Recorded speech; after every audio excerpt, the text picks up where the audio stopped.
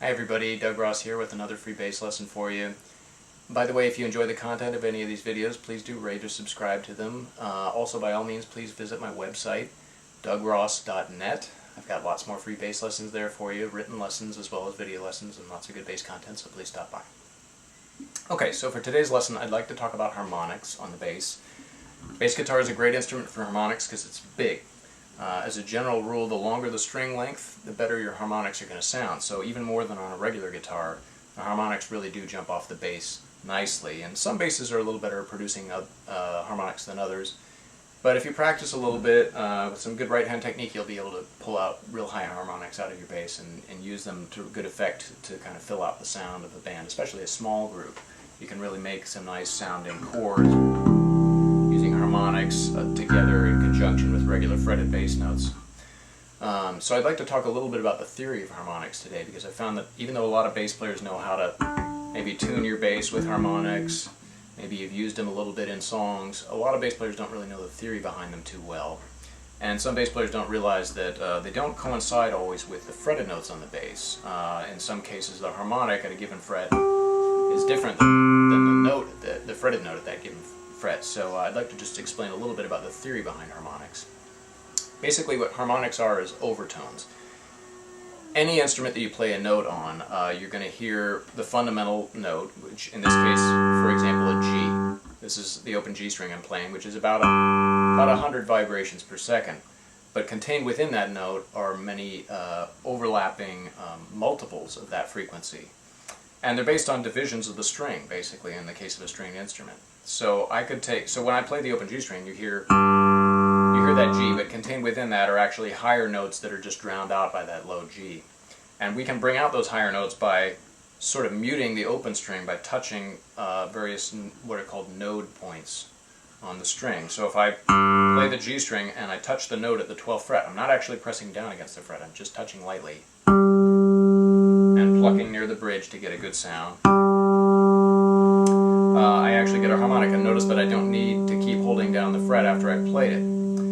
Once I touch that note, I've prevented the whole length of the string from ringing, and we're really just hearing the two halves of the string ringing.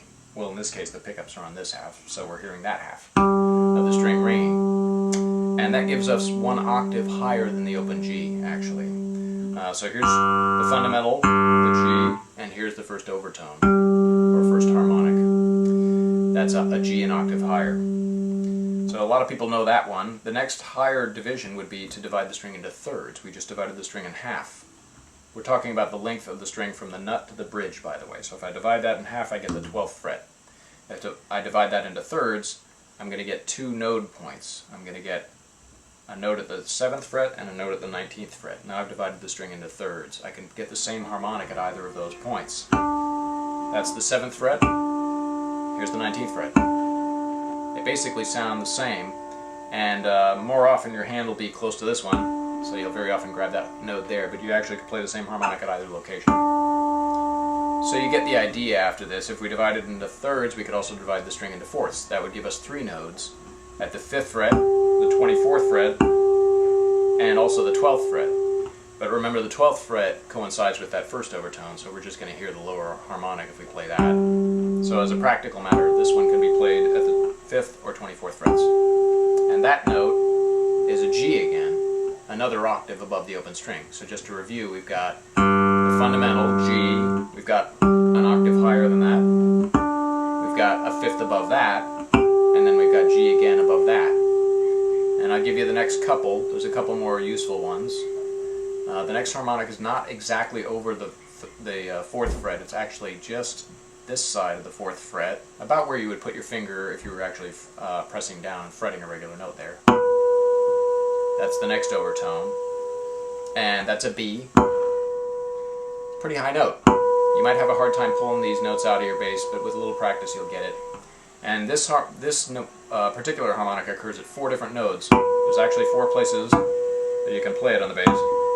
Somewhere around here. There it is. And as we get into higher harmonics, you're going to have more and more nodes where you can grab them. But as a general rule, the high pitches, the high harmonics will usually sound best played down around here. There's one more I'd like to show you. It's just this side of your 3rd fret. That's a D on the G string. So again, that's a fifth up from the root. I think of it all in relation to the open string. So in this case, it's a G string. We've got the root an octave higher, fifth above that, the root above that, third above that, and the fifth above that. Now you can keep going this way and divide the string into smaller and smaller subdivisions, but they get really hard to grab. If your strings aren't really fresh and your technique isn't good, you might have a hard time pulling some of these ones out. But there's actually 3 harmonics between the 2nd and 3rd fret. Some of them are a little out of tune. Jocko used that one just to create some dissonance, you know. So some of them aren't that usable, and some of them, as a practical matter, are just hard to play accurately up that high. But like I said, it's worth taking some time to learn these notes so that you can use them just the way you use regular notes on the bass. They really add a nice extra flavor to the sound of a band. And you can just memorize certain fingerings for certain chords that you can use. And here's a C major chord, for example, with a 9th added. That's a nice sound a lot of bass players use. Some of them are pretty easy to grab, and it doesn't take that long to sort of sit down and learn what notes are at what frets. Remember, they don't always coincide with the fretted notes, so you have to memorize them separately. But basically, you want to learn the ones at the 12th fret, the 7th fret, 5th, 4th, and 3rd frets.